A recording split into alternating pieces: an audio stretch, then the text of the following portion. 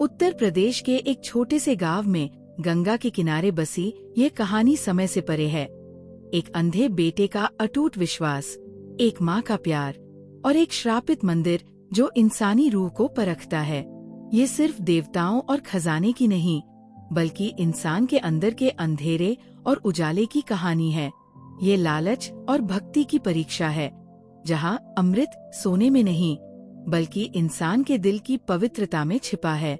सन 1820 गरीबी और सूखे से जूझते एक गांव में एक पुरानी किंवदंती गूंजती है। हिमालय की गुफाओं में छिपा स्वर्ण मंदिर, जिसे भगवान शिव के श्राप ने घेर रखा है। उसका खजाना, अमृत कलश, किसी भी बीमारी को ठीक कर सकता है, पर सिर्फ उन्हीं के लिए जो निस्वार्थ भाव से उसे ढूंढें। इस कथा का केंद्र है राजू, 18 वर्षीय अंधा युवक, जिसकी दुनिया उसकी बीमार माँ लक्ष्मी के इर्द गिर्द घूमती है। उसकी सांसों का उखड़ना और शरीर का टूटना राजू को एक खतरनाक यात्रा पर निकलने को मजबूर करता है। उसका पिता, एक लालची व्यापारी, इसी मंदिर की खोज में सालों पहले गायब हो गया था।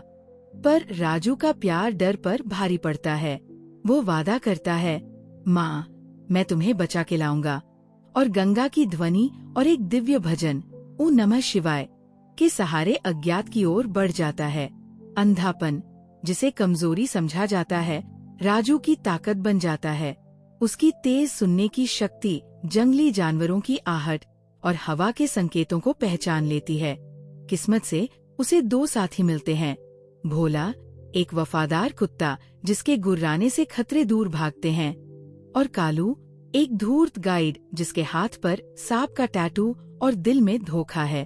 कालू, लालच से खोखला हो चुका इंसान, झूठी दोस्ती के पीछे अपनी चाल छुपाता है। मैं तुम्हें मंदिर तक ले चलूंगा, बस खजाने में से मेरा हिस्सा। वह राजू से सौदा करता है, पर जैसे जैसे वे घने जंगल और खतरनाक चट्टानों से गुजरते हैं, कालू का असली चेहरा सामने आता है। वह राजू को जंगल में छोड़ने की कोशिश करता है, लेकिन भोला उस पर टूट पड़ता है। कुत्ते की वफादारी कालू के खोखले दिल पर करारा प्रहार करती है। कहानी का चरम एक धुंधली गुफा में घटित होता है। स्वर्ण मंदिर, जो शिव और पार्वती की मूर्तियों से घिरा है, चमकता है, पर उसके केंद्र में सोना नहीं, बल्कि एक साधारण मिट्टी का घड़ा, अमृत कलश, रखा है। उसके चारों ओर पहले के लालचियों की हड्डियां बिखरी हैं, जिनके हाथ खजाने की ओर बढ़े हुए हैं। यहाँ कहानी मोड़ लेती है। कालू लालच में अंधा होकर घड़े पर झपटता है, पर वो खाली निकलता है। एक गर्जन होती है, अमृत वही है जो श्रद्धा से भरा हो।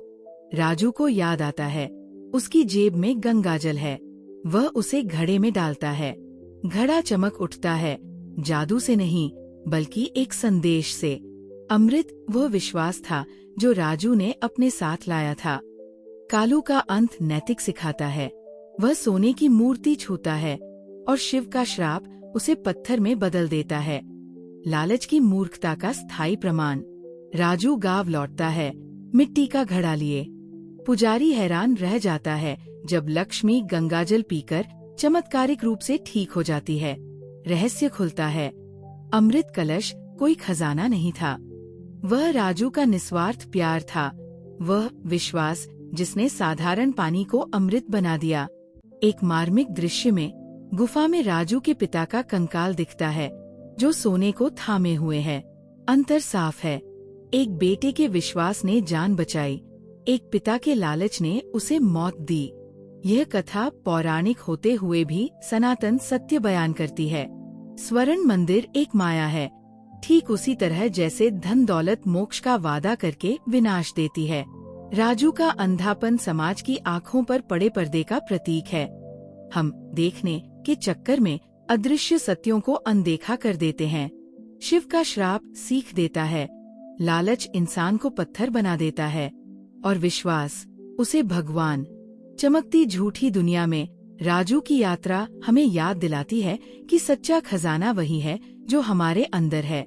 दया, विश्वास और अंधेरे पर उजाले को चुनने का साहस।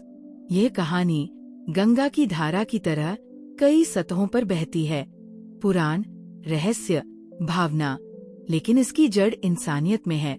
ये पूजा नहीं बल्कि आत्मचिंतन मांगती है। आपका अमृत कलश क्या है? क्योंकि इसका जवाब ढूंढते हुए हम अपने चुनावों की दिव्यता पहचान लेते हैं।